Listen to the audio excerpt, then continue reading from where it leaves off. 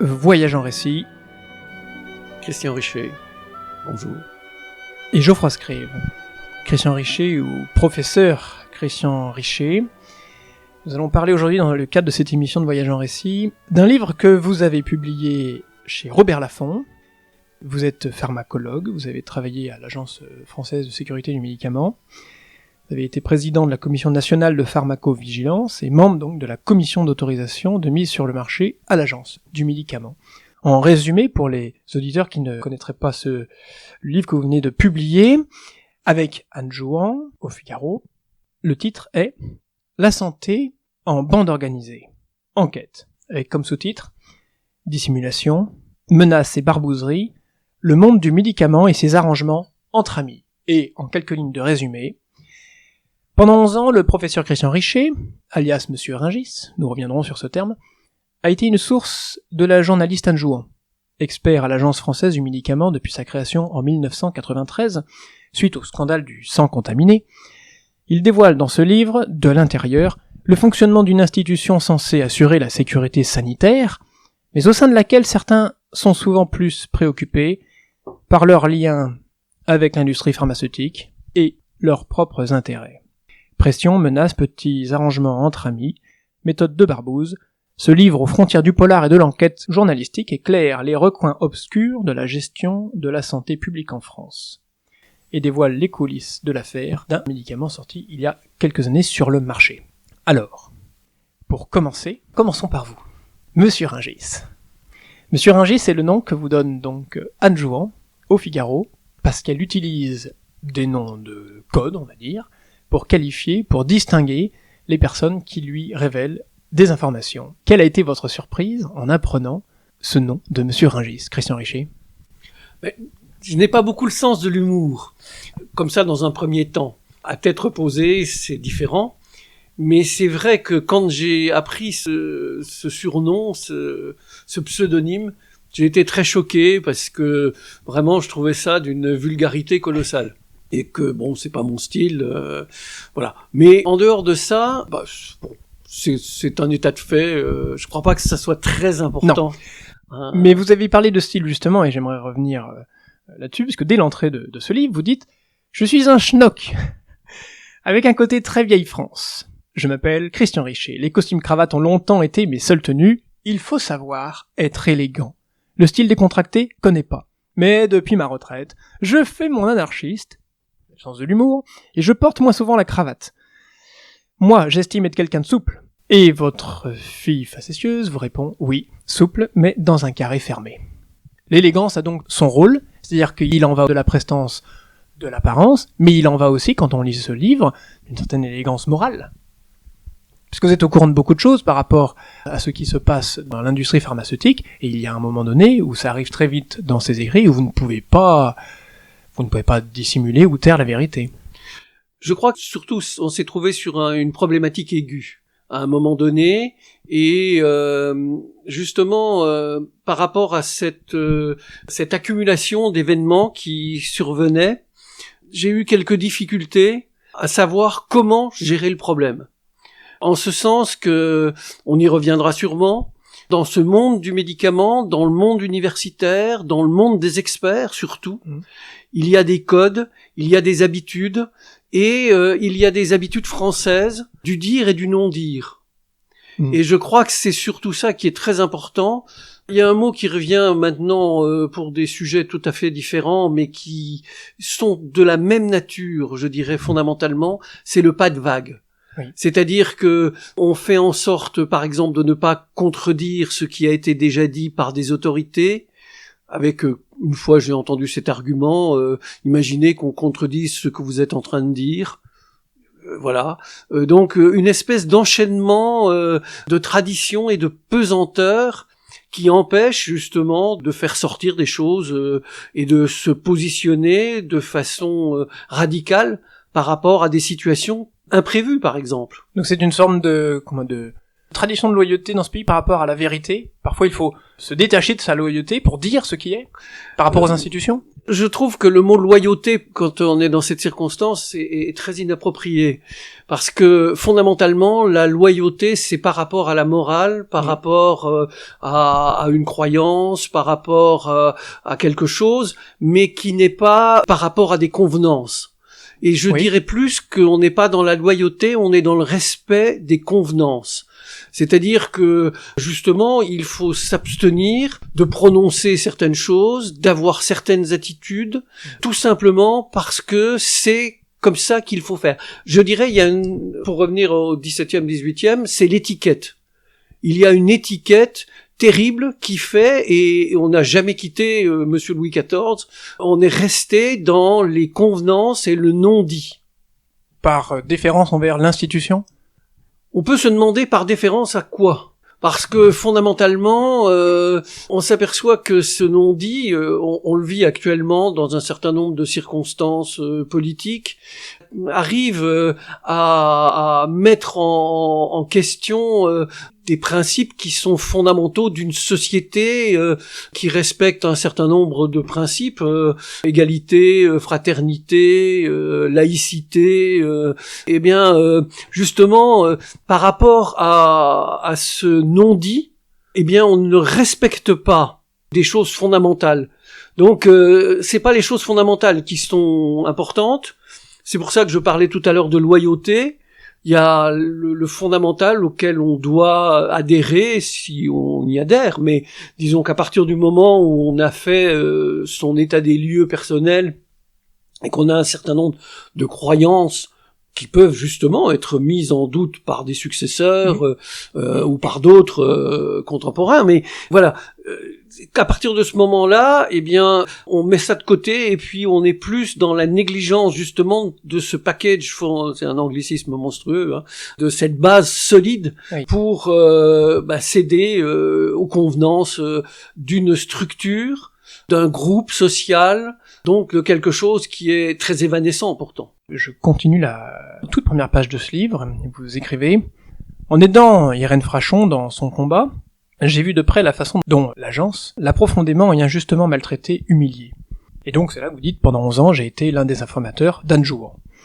Dans cette affaire, puis dans d'autres, je lui ai confié moult documents et informations. Donc forcément, on voit ici que d'une part vous êtes scandalisé, vous êtes révolté par rapport au traitement réservé par l'agence par rapport à certains médecins, qui eux mènent aussi un combat par rapport à la vérité.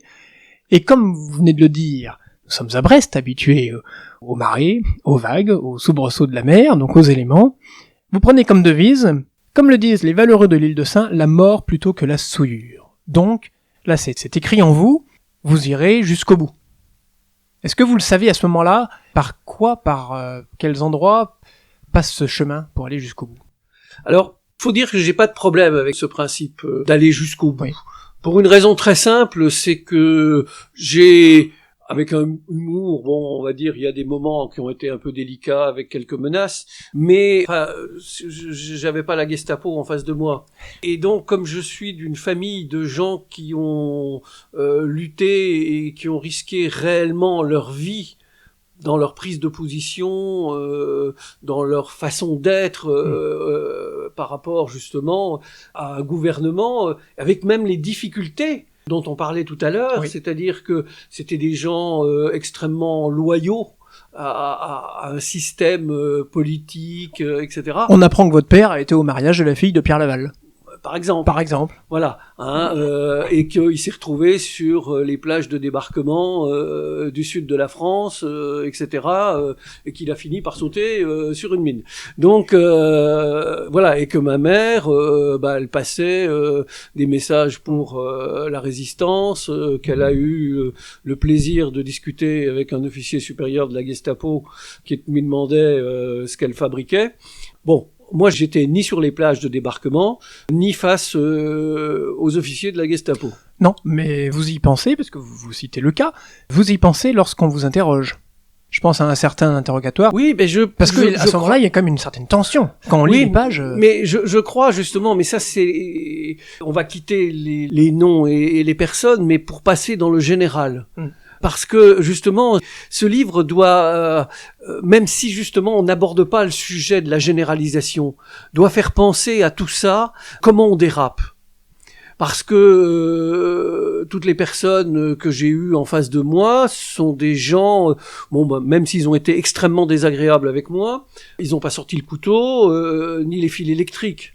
Donc on est resté dans des moments extrêmement désagréables, je le répète, mais on est resté dans une attitude humaine. Parce que nous sommes dans une société qui est encore humaine, je dis encore. Il y a une histoire qu'il faut revivre de façon extrêmement vigilante. C'est l'arrivée au pouvoir d'Adolf Hitler et la façon dont le nazisme arrive à prendre toutes les structures, à s'infiltrer partout et à faire changer cette Allemagne qui était pleine de poètes, de philosophes, de musiciens et qui devient l'horreur absolue.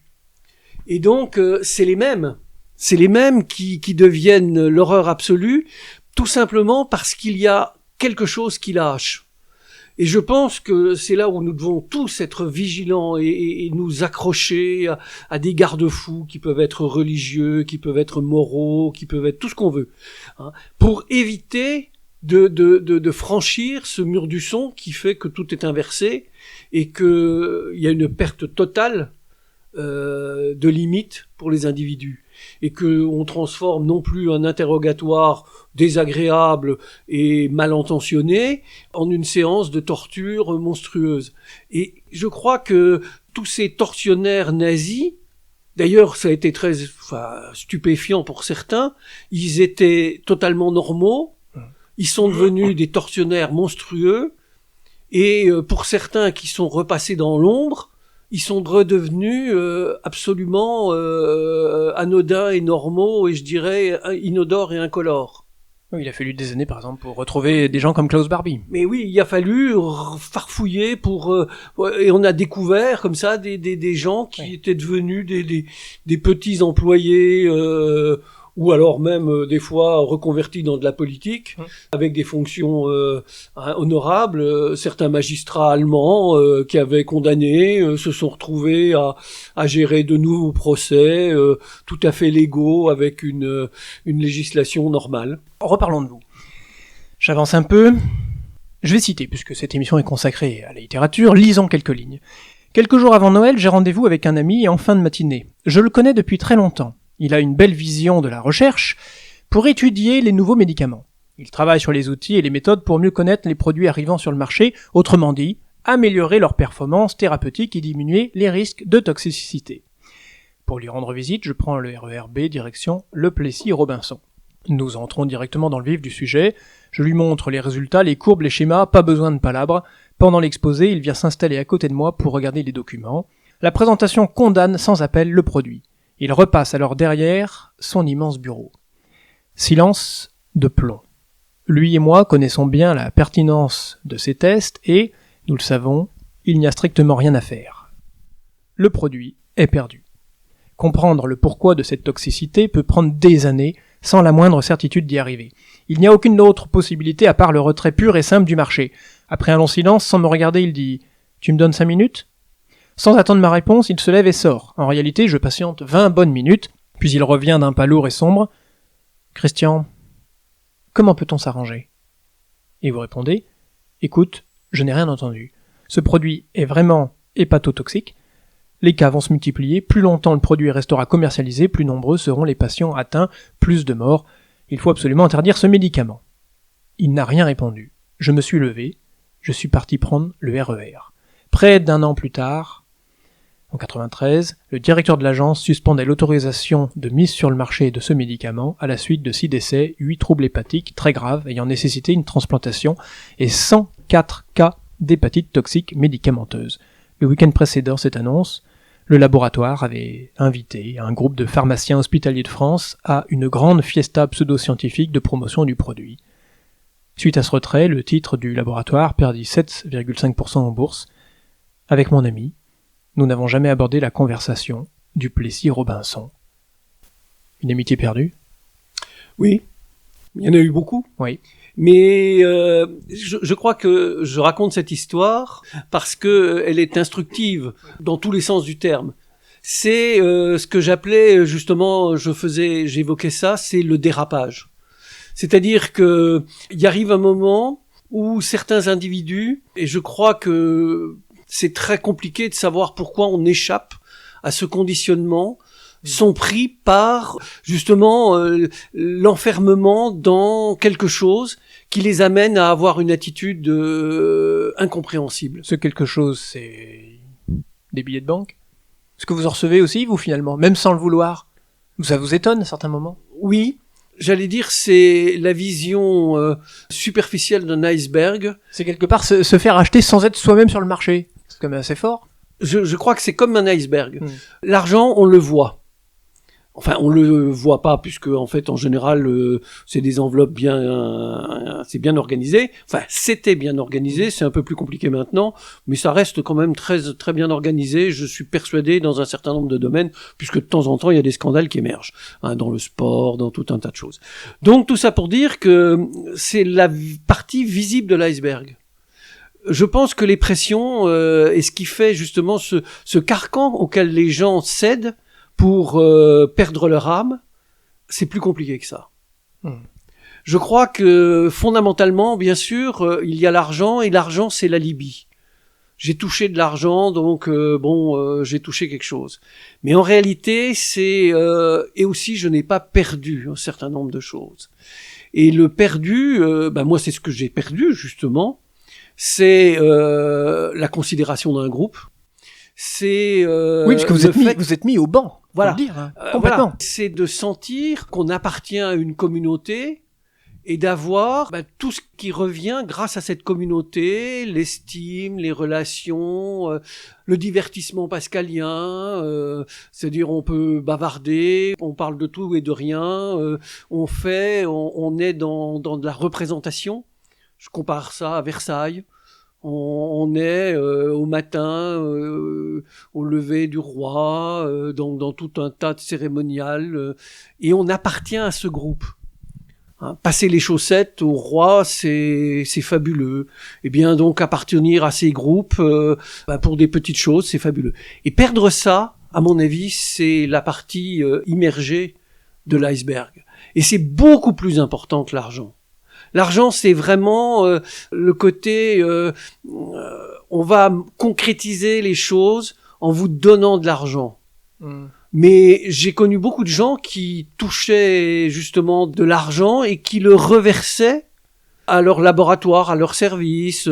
Ils amélioraient, ils embellissaient le service. Enfin voilà, presque on va dire, ils détoxifiaient l'argent qu'ils touchaient. Mais fondamentalement, ils avaient fait tout ça donc. Bien sûr, ça rapportait un peu au service, mais fondamentalement, ils avaient fait tout ça parce qu'ils appartenaient à une communauté. C'est très difficile d'aller contre sa communauté. On connaît des exemples de communautés qui sont très fermées, qu'on cite dans certains groupes sociaux, où on sait que se mettre au banc de sa communauté, c'est impossible, presque. Eh bien, on parle en ce moment des harcèlements. En fait, qu'est-ce que c'est que le harcèlement scolaire? C'est mettre un de ses camarades en dehors du système. Et c'est tellement douloureux. De sa communauté de classe. Voilà. C'est tellement douloureux que les faits divers actuels ont montré que ça pouvait aller jusqu'à perdre la vie. Et je crois donc, plutôt que de perdre la vie, on accepte le chèque et on se compromet. Ça peut aller loin parce que... Donc toute cette affaire remonte quand même à quelques années maintenant, mais nous sommes en 2023, vous avez été encore invité, si je puis dire, à comparaître au tribunal pour une malheureuse phrase que vous aviez répondu à un journaliste, une phrase... C'était sans aucune arrière-pensée derrière, quoi. Mais mis dans le contexte, resitué dans un contexte, avec un montage qui va bien, on peut vous attaquer. Oui, ça c'est de l'histoire ancienne. Je raconte ça dans le bouquin. Justement, c'est dans les suites du retrait d'un médicament par un laboratoire. Le laboratoire était très sourcilleux de ce qui pouvait se dire, ce qui peut se comprendre d'ailleurs. Bon, apparemment, me concernant, ils ont commis une erreur puisque j'ai donc pas été considéré comme coupable. Donc voilà. Mais je crois fondamentalement que c'est quelque chose de capital aussi de comprendre ça. Oui. Alors vous parliez récemment de tribunal. Le tribunal, c'est un procès qui a lieu actuellement et je suis témoin. J'ai été témoin dans donc ça continue joyeusement encore pour cette séance. Je sais pas s'il y en aura d'autres après, peut-être. Et puis il y a quand même un virage à la fois dans ce livre et donc dans votre vie. C'est que vous êtes victime d'un infarctus et quand on lit le passage, on peut lire dans ce livre. Après cet infarctus, rien n'alla plus comme avant. Il ne me suffisait pas d'être le témoin intègre d'un système défaillant, de réformer simplement pour l'efficience. Non. Je devais remettre l'humain au cœur, me battre pour l'équité d'accès aux soins, réintroduire plus de justice. L'ardoise est longue, ça tient en seulement 3 lignes, mais c'est colossal, Un système défaillant, vous voulez que ça soit efficient, vous voulez remettre l'humain au cœur, vous battre, équité, accès aux soins et réintroduire plus de justice. Ben, l'infarctus, c'est une chance de ma vie. Je suis mort dans la cour d'un hôpital et j'ai bénéficié d'un petit miracle fabuleux. J'ai redémarré, on m'a fait redémarrer et puis le bloc était prêt. J'ai bénéficié d'une injustice monstrueuse. C'est-à-dire que à cette époque-là, les stents étaient contingentés. Et qu'on a pris sur le contingent, c'est-à-dire qu'on a pris un stent qui était destiné pour me le mettre à moi, qui avait une position. Et je dois dire que je suis donc vivant par une injustice prodigieuse et une chance extraordinaire. Quand on a ce genre d'événement, il y a 2 attitudes qu'on retrouve dans les populations.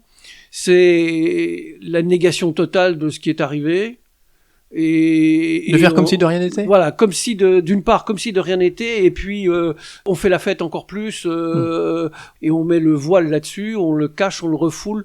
C'est presque freudien, j'allais dire, de l'inconscient refoulé. La deuxième attitude, qui ne m'est pas propre, mais qui arrive donc chez beaucoup de gens, c'est de s'apercevoir que tout ce qu'on faisait avant était très illusoire. Alors d'autant plus quand on était comme moi, un privilégié du système. Alors je m'offrais le luxe, je dirais, de vouloir avoir une éthique et de faire les choses parce que je trouvais que c'était bien par rapport à ce qu'avait fait ma famille, moi aussi, sans prendre de risques du tout et en ayant tout le confort de ma position, je défendais des causes justes, voilà. Mais je le faisais, je dirais, avec un peu comme quelqu'un qui met ça en bandoulière, regardez comme je suis beau, et bien. Et là, fondamentalement, je me suis dit dans le supplément de vie que tu as la chance de vivre en ayant bénéficié déjà de ce petit miracle et de cette injustice. Donc, tu as des devoirs. Tu as des devoirs, tu as une longue addition à payer. Alors, elle est irrécupérable. Le fait d'avoir bénéficié de quelque chose qui était destiné à un autre, on pourrait appeler ça un vol. Alors c'est pas moi qui l'ai fait, mais je suis le receleur d'un stent détourné. En même temps, vous voyez, vous avez eu ce stent de quelqu'un que vous ne connaissiez pas finalement. Vous avez été aidé par des médecins que vous ne connaissiez pas à l'époque, qui vous ont aidé. Et là, vous rencontrez, je fais un parallèle un peu facile, mais vous rencontrez Anne Jouan du Figaro que vous ne connaissiez pas, qui vous a aidé finalement. Elle vous a aidé un petit peu de la même manière pour essayer de mener ce combat non pas tout seul, pour axer vers la vérité, vers votre éthique, votre déontologie personnelle. Oui, surtout que je crois que j'ai un certain nombre de dons pour faire un certain nombre de choses, mais je suis complètement démuni quand il faut vraiment s'opposer justement à ce que je disais, à ce cadre. C'est-à-dire que je sais qu'il faut y aller, Mm. j'ai l'énergie pour y aller, je connais pas la route.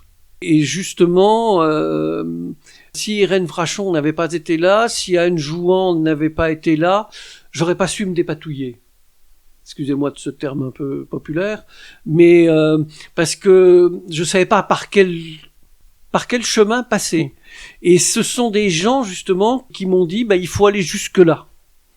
Et même si le jusque là, c'est-à-dire donner des documents, même si le jusque là était pour moi un cap à franchir extrêmement difficile, mais au nom de l'honneur, on fait ça.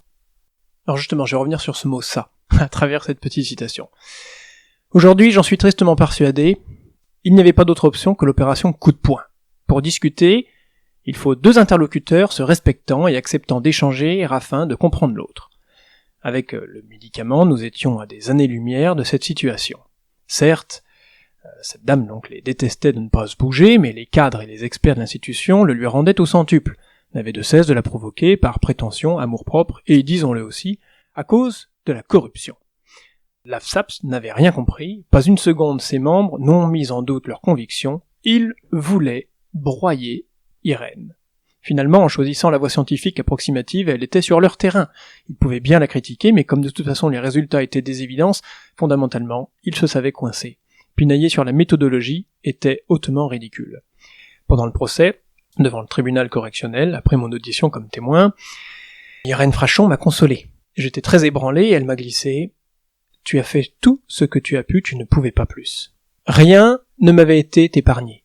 Entre son combat légitime contre le médicament et l'institution, j'étais coincé entre 2 clans irréconciliables. Et des couleuvres, j'en ai avalé. Y en a-t-il encore certaines de coincées, aujourd'hui, où tout est résolu, passé, apaisé? Je crois que quand je regarde, que je me retourne justement, et ce livre a été quelque chose d'extrêmement important. Pour faire l'introspection. Pour voir, parce que justement, c'est là où j'ai vraiment une reconnaissance infinie, à la fois pour la phrase d'Irène Frachon, mais aussi pour toute l'attitude de Anne Jouan, qui m'a toujours rassuré, parce que ma terreur était d'avoir par négligence, par je ne sais quoi, laissé passer quelque chose, et d'avoir donc pour une raison quelconque contribué à ce que un certain nombre de choses désagréables pour des patients, voire mortelles, se produisent. Et ça a été ma hantise. Et je dois dire que ça a été vraiment, le travail de ce livre a été pour moi quelque chose d'important, parce que comme on a vraiment tout regardé avec Anne Jouan, à la fin, je crois vraiment que on pouvait pas faire plus. Alors je continue un peu le passage un petit peu plus loin, où vous dites « Les lucides conscients de l'existence d'un problème grave avec ce médicament me regardaient empreints d'interrogation. Pas vraiment un soutien, ils étaient choqués par l'attitude d'Irène Frachon, ne la comprenaient pas, lui reprochaient son manque de respect de l'étiquette. Ils la trouvaient mal élevée, ne suivant pas les us et coutumes de l'institution. Pour les autres, cela allait de l'incompréhension à l'hostilité, voire à une agressivité totale. L'incompréhension, citation, « Comment un expert comme toi peut-il se compromettre avec ça ?» L'élégant ça était Madame Frachon. J'utilise à dessein cette expression par décence pour masquer des qualificatifs beaucoup plus ignominieux. On ne m'adressait plus la parole, on me tournait le dos, on m'a même menacé. Je suis à Saint-Denis, avant les vacances d'été 2010, en pleine séance à la commission d'autorisation de mise sur le marché. Mon téléphone se met à vibrer, c'est mon équipe à Brest. Je sors discrètement pour répondre dans le couloir. À la fin de l'appel, je me retourne. Un individu est derrière moi et m'alpague avec des mots agressifs. Il me reproche d'avoir aidé Irène, en conséquence, me dit-il, ma carrière va être stoppée net.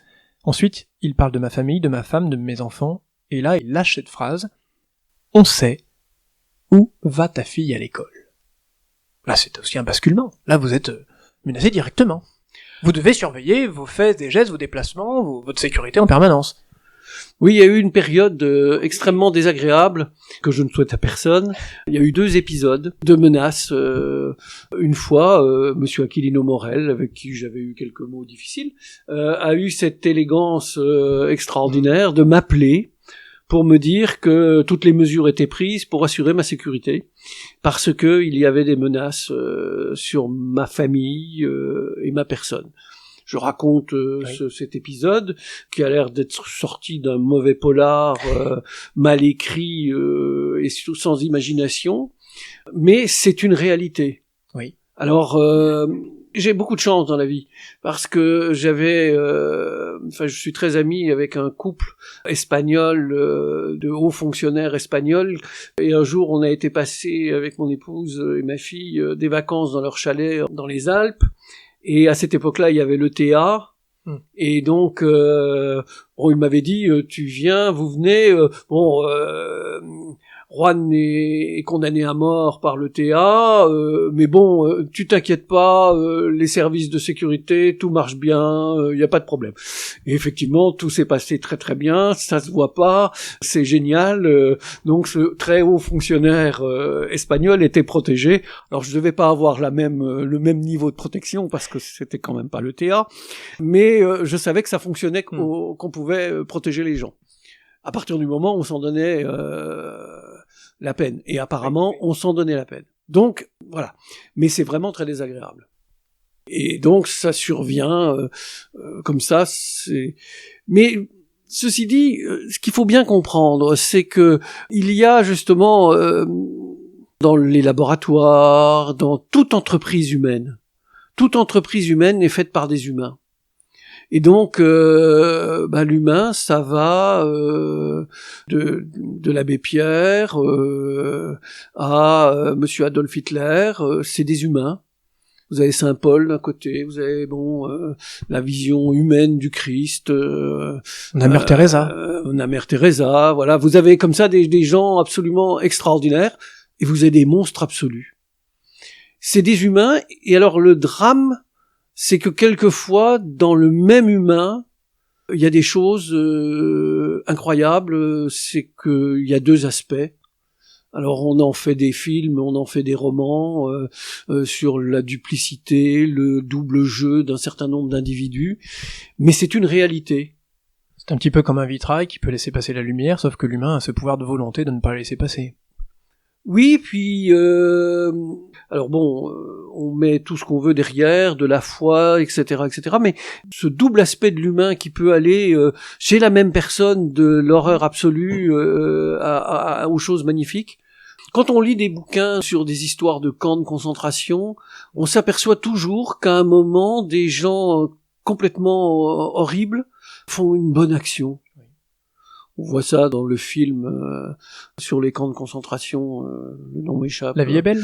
Non, oui, on voit ça dans La vie est belle, on voit ça aussi dans celui Spielberg. La liste de Schindler. Voilà, la liste de Schindler.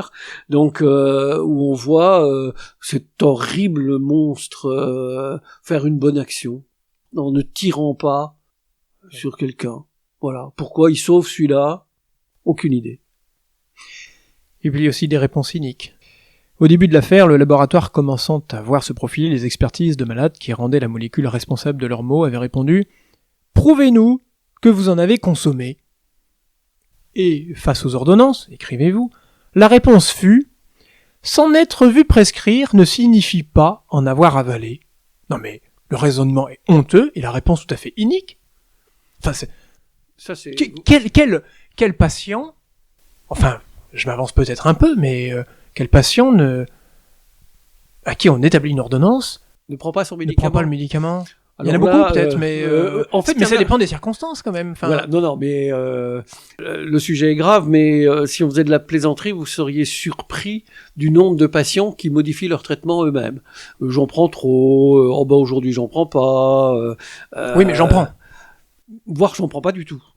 Même dans ma propre famille, dans une ordonnance récente de quelqu'un de très proche, on m'a prescrit ça, mais non, je le prends pas. Bon, voilà, ça existe. Donc c'est vrai que ça existe, mais c'est la généralisation. C'est-à-dire que c'est ça qu'il faut regarder. Mais là, on est, je crois que à partir du moment où les gens sont attaqués, qu'ils pensent être dans leur bon droit, y compris à tort, l'argumentaire peut parfois prendre des tournures surprenantes. Mais là aussi, on est dans cette espèce de biphase des individus humains qui sont capables de déraper. Le pire des dérapages, c'est quand les gens croient aux choses. Oh, mais là, la réponse est même trop simple. Ne trouvez-vous pas?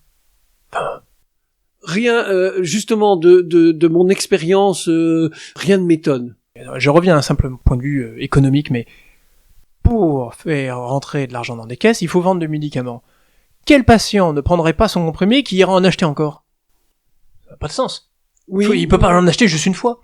oui, mais là, je crois que c'est plus compliqué. Mais ça, justement, c'est une vision, j'allais dire, c'est comme tout à l'heure, l'argent, c'est la partie émergée de l'iceberg, qui fait que on se dit, mais, enfin, c'est pas possible. Mais en réalité, le signifiant de tout ce qu'il y a derrière est beaucoup plus important. Et c'est ça d'ailleurs la difficulté, parce que on évoquait le problème, c'est comment on peut changer tout ça. Et c'est là que justement c'est compliqué, parce que ça veut dire qu'il faut changer un rapport social des individus, c'est-à-dire qu'il faut passer justement d'une vision de groupe, d'une vision à quelque chose de plus individuel. Et alors là, c'est très amusant parce que notre société, elle a pris un travers colossal, justement pour comme il y a une conscience que les groupes sociaux sont des pressions, on parle d'individualisme. Mais en réalité, c'est un individualisme collectif.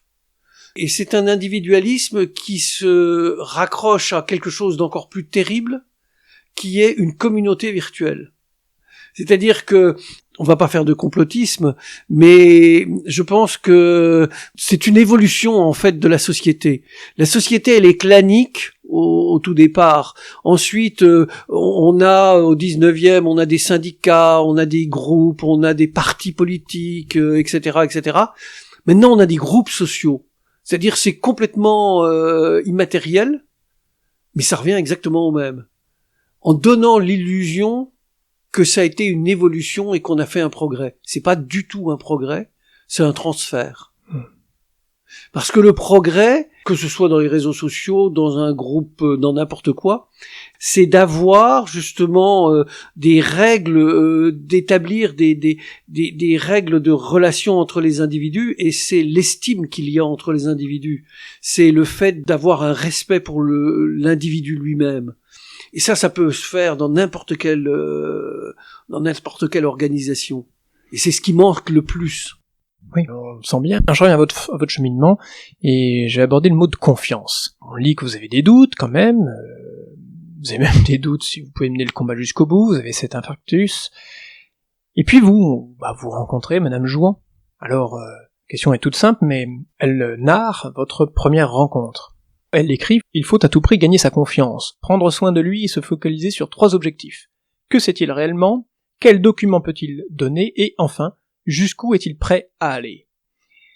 Et elle écrit quelques lignes suivantes. « Je l'écoute attentivement dans ses longues digressions en essayant de ne pas perdre le fil de mes préoccupations. Nous sommes comme 2 animaux sur le qui-vive. Nous nous observons pour mieux nous jauger. Il est clairement anxieux. À plusieurs reprises, je suis prise d'un doute. Et s'il se levait pour partir sans se retourner. » Y avez-vous pensé, monsieur Richer, à ce moment-là? Avez-vous pensé à partir, et qu'est-ce qui serait devenu? Est-ce qu'à un moment donné, la confiance que vous aviez dans votre institution a diminué au point de l'accorder, peut-être, à Anne Jouan? J'ai pas eu de... Justement, c'est là que c'est très amusant, et c'est l'intérêt de ce livre. C'est une écriture en miroir, on va dire. Nous avons écrit chacun nos chapitres, et ça montre bien d'ailleurs que nous avions des visions qui n'étaient pas homogènes. Oui. Et elle avait une vision de moi qui n'était pas la réelle, et j'avais une vision d'elle qui n'était pas, je dirais pas réelle, parce que justement Irène, quand elle avait pris, elle m'avait demandé pour qu'on se rencontre, j'en avais parlé à Irène Frachon, et Irène m'avait dit tu peux y aller, c'est quelqu'un de très très bien. Donc je savais que c'était quelqu'un de très très bien, même si le premier abord ne me paraissait pas très intéressant. Bon, elle était au Figaro, qui est toujours un journal important. Donc si elle travaillait au Figaro, c'est qu'elle avait un certain nombre de compétences, mais la personne elle-même me paraissait pas d'une envergure colossale. a priori comme ça, alors qu'en fait c'est une femme extraordinaire. Mais le premier abord était banal. Par contre, j'ai jamais eu envie de me lever. C'est là que j'ai jamais eu envie de me lever et de la planter là en disant non, il y aura pas de suite. Il fallait qu'il y ait une suite. Comme je vous ai dit, je connais pas le chemin par rapport à ça et je savais pas y aller. Donc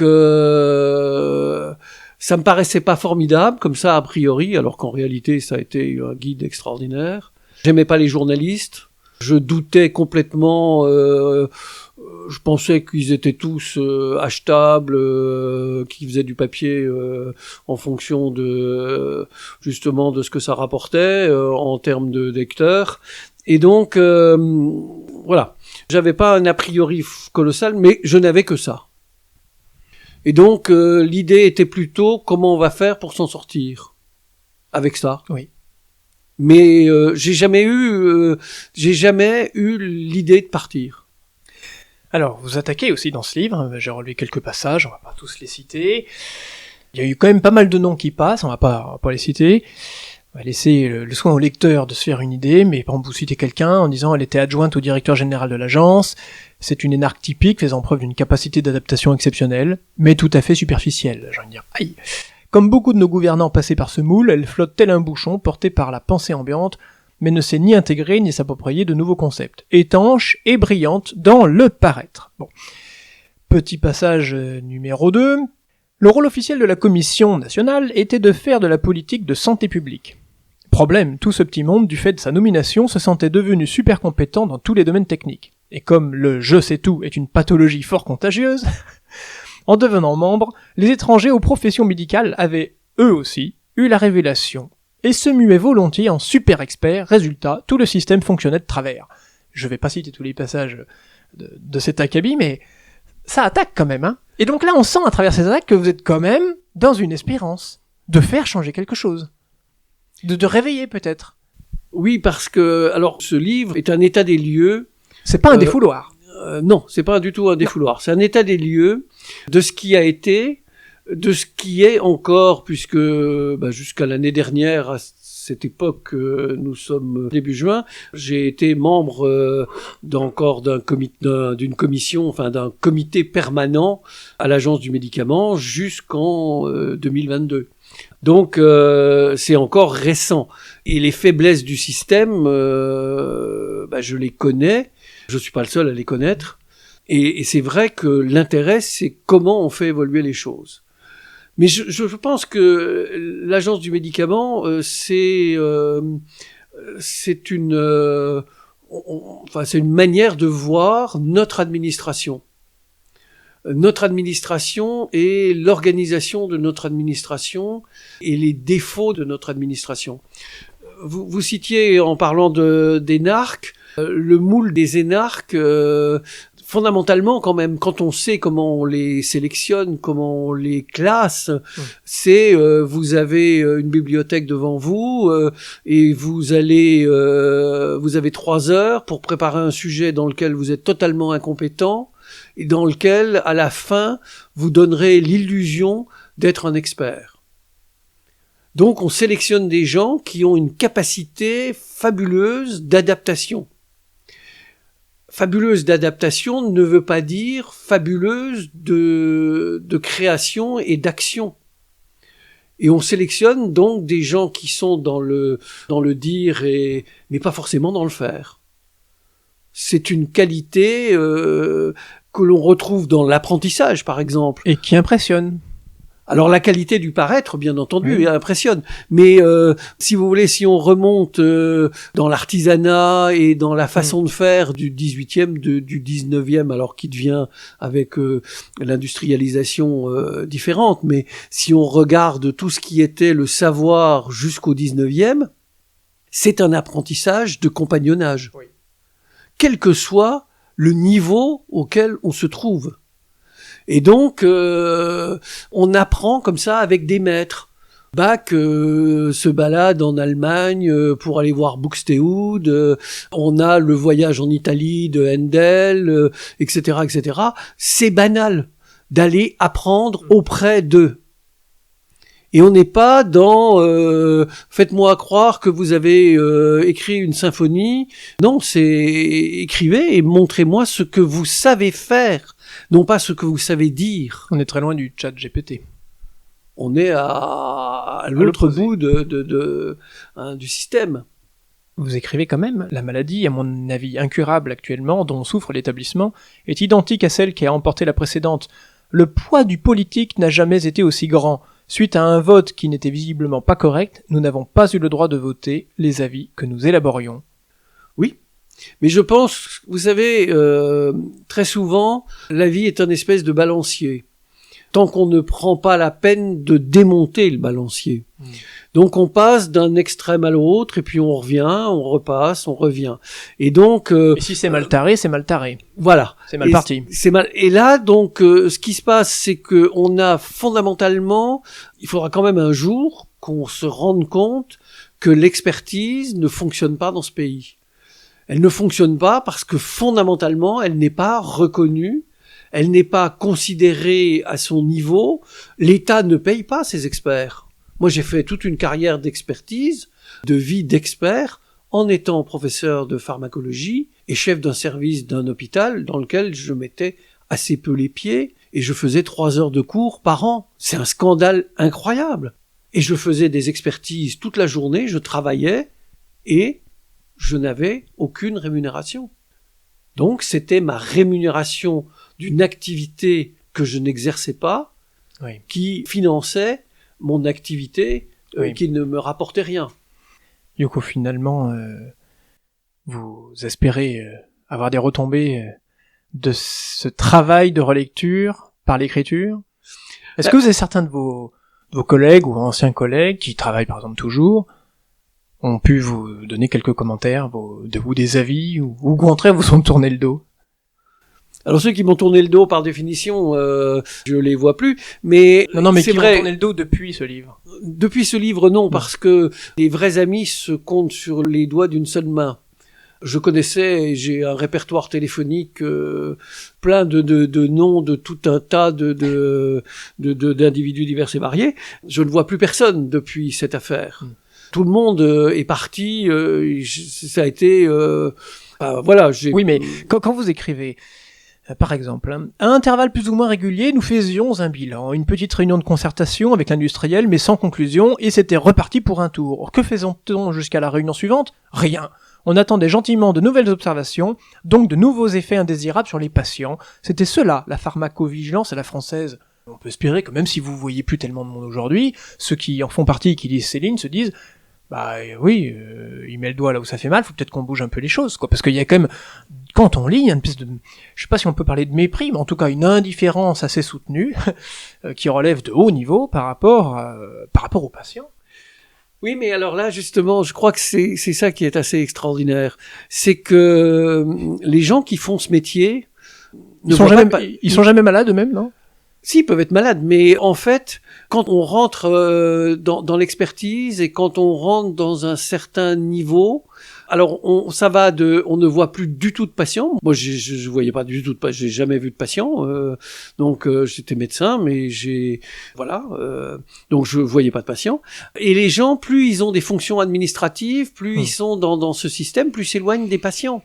Et finalement, on a une vision qui est organisée d'ailleurs, parce que je vais pas dire du mal de mes amis pharmaciens qui ont beaucoup de qualités, mais c'est vrai que nos amis pharmaciens, même si on leur confie de plus en plus de charges pour diagnostiquer un certain nombre de choses. Là, vous parlez des pharmaciens dans nos villes, dans nos rues, dans nos villages. Dans nos villes et dans nos formations. Oui. La formation de pharmacien, c'est une formation extrêmement compliquée, très savante dans le domaine du médicament.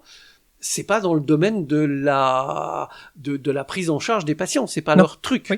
Hein. Eh bien, justement, la perversité, c'est de confier beaucoup de ces missions à ces gens qui sont d'une remarquable compétence, sans les associer à des médecins, ce qui fait que ils sont, et à l'agence ça se voit, c'est de plus en plus que des pharmaciens. Donc on est de plus en plus dans un médicament très savant, très théorique, et qui, j'allais dire, de la pharmacologie pure. Et quand on sait que la pharmacologie, il y a une partie d'économie, il y a la pharmacologie économique, l'économie de la pharmacologie, vous voyez qu'on peut très facilement avoir une dérive de plus en plus sur l'économie impose tout ça. Et donc impose des choix pharmacologiques, et donc c'est une manière d'évolution qui est, à mon avis, très néfaste. Oui. Professeur Richer, est-ce que ce livre est aussi une invitation?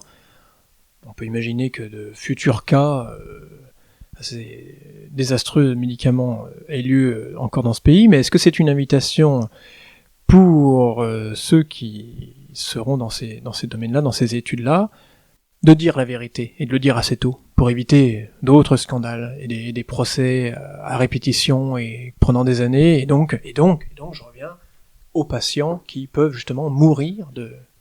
Alors ça c'est presque un regret. C'est presque un regret que j'ai dans l'écriture de ce livre. Nous avons fait un roman policier. C'est-à-dire que notre objectif, c'était de sensibiliser les patients et de sensibiliser, je veux dire, la population à une situation qui est inquiétante. Oui, enfin, un roman policier commence rarement avec une dédicace à toutes les victimes, en particulier, puis vous en citez. Oui. Là, oui, ça plante le décor quand même. Si vous voulez, quand je dis de faire un roman policier, de s'attacher à l'événementiel. Oui. C'est-à-dire tout ce qui est dans ce livre a été soigneusement contrôlé. Il y a rien qui est faux. Il y a rien qui est imaginaire. Il y a rien qui est une digression. Tout est acté. Tout est. C'est vraiment voilà. C'est une analyse de situation. Quand je dis j'ai un regret, c'est que dans le fond, il devrait y avoir un opuscule adjoint qui serait c'est bien beau ce constat, on fait quoi? Parce que fondamentalement, bon, il y a une analyse, on voit mais qu'est-ce qu'on fait maintenant à partir de ça? Et je crois que ça c'est bon. Alors on a tous des idées. Mais je pense, quand je dis on a tous, parce que je suis pas tout seul à constater ça, pour le moment, bon, ça a été l'occasion de faire ce livre. Donc, j'ai écrit un certain nombre de choses. Hein, nous avons fait cette association avec Anne Jouan de façon à avoir justement un aperçu intéressant de deux visions de la situation. Mais nous analysons une situation. La complexité, c'est de l'évolution, mais actuellement, on fait le bilan dans beaucoup de situations. On voit s'accumuler, par exemple, dans les violences des quartiers, dans l'utilisation de plus en plus d'armes, etc., etc. Pour le moment, on fait de fabuleux constats. Rien ne change. Rien ne change, et si ce n'est que la situation continue à évoluer. Les morts augmentent. Les morts augmentent. Là, on est... Et on a même dans des jeunes, dans des cités, qui arrivent à reconnaître l'âge d'une Kalachnikov, s'il est d'ancien ou de récent modèle. Oui. C'est dingue. Mais, oui. C'est-à-dire que on est dans... Au là, bruit. on le voit, par exemple, moi, j'ai écouté, justement, dans ce dernier événement d'enfants, qui est harcelé, c'est pas la première. Il y en avait avant. Qu'est-ce qu'on a fait? Rien.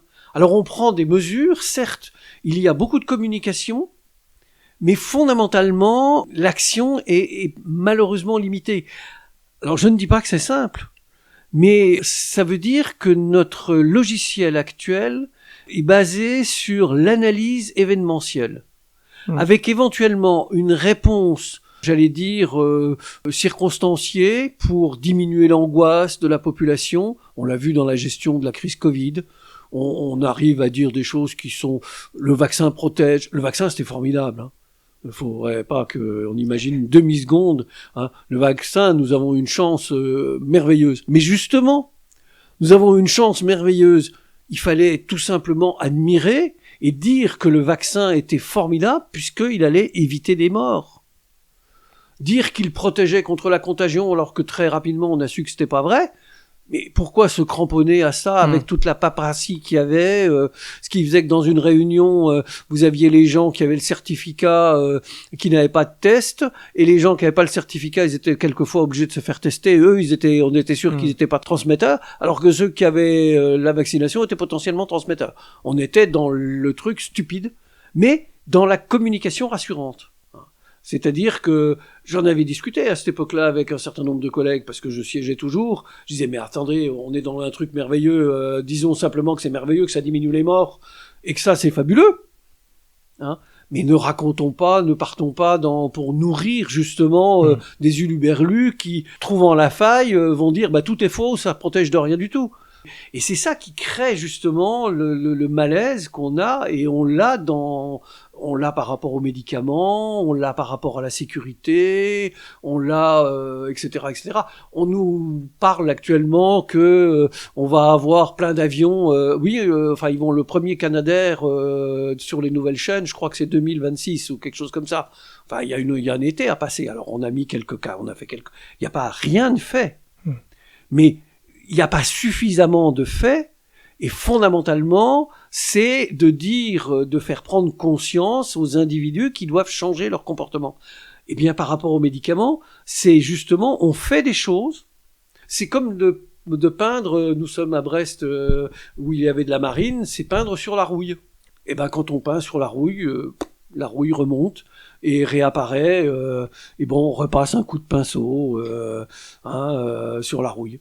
C'est un petit peu le mot de Jean-Paul II, n'ayez pas peur d'aller attaquer la vérité là où elle se trouve, en profondeur. Oui, bien sûr. Absolument. Je crois que, c'est une phrase terrible parce que c'est une analyse terriblement objective. N'ayez pas peur. N'ayez pas peur, ça veut dire vous avez peur. Et actuellement, nous avons peur. Nous avons peur de tout. Et surtout de la vérité. Et surtout de l'action. Nous avons peur de faire. Quand il disait « n'ayez pas peur », ça voulait dire « faites des choses » et « n'ayez pas peur de faire ». Parce que actuellement, à la limite, on peut dire ou murmurer, et puis vite on passe à autre chose, mais on ne sait pas vraiment faire les choses. Et ça vient justement, on parlait tout à l'heure de l'ENA et de la vous savez, on parle beaucoup de communication, de langage, d'apprendre à dire les choses, mais on est dans le dire, on n'est pas dans l'action. Oui. Et sans vouloir critiquer, mais quand on voit nos hommes politiques qui rêvent d'aller faire des débats, faire du blabla, faire rencontrer des gens, parler, c'est très psychanalytique d'ailleurs. Tant qu'on parle, il n'y a pas de drame. Oui, mais il n'y a pas d'action. Là, fondamentalement, c'est de passer du discours à l'action. Et ça, pour le moment, nous ne savons pas faire. Pour revenir juste à vous, pour finir, est-ce que c'est cette vérité qui, comme on dit, la vérité, la Bible dit la vérité vous rendra libre? Est-ce que vous vous sentez aujourd'hui libre, après toute cette aventure, et puis l'écriture de ce livre? Je suis personnellement un individu libre, et ça, je pense que même quand j'étais dans ma phase, j'allais dire, m'as-tu vu, j'étais aussi très libre parce que, ça faisait partie de mon panache. Mais après l'infarctus, cette liberté, je me suis dit qu'il fallait qu'elle soit utile. Oui. Et fondamentalement, j'ai toujours géré les choses en créant j'ai participé à la création d'un certain nombre de choses, c'est-à-dire de passer à l'acte. Il faut passer à l'acte. Et là, les différentes réformes qu'il y a eu dans les agences sont des réformes de communication. Pas fondamentalement des réformes de fond. Il y a des gens valables. Il y a des gens qui ont des idées, mais on parlait tout justement de cette empreinte de force qui fait que par convention, on ne fait pas, on ne dit pas, tout ce qui choquait quand on parlait de Madame Frachon qui ne respectait pas justement l'étiquette. Oui. Hein, eh bien, il y a des gens à l'agence individuellement, ils sont prodigieux, mais ils sont dans le système. Et ils ne touchent pas au système. Mais il y a plein, hein, même dans la religion. Hein. Je vais pas attaquer un certain nombre de choses, mais... De toute façon, nous n'avons plus le temps. Voilà, hein, mais là aussi, plus d'actes et moins de paroles. Nous parlerons de « Et Dieu » dans tout ça une prochaine fois. Professeur Richer, je vous remercie. Merci beaucoup.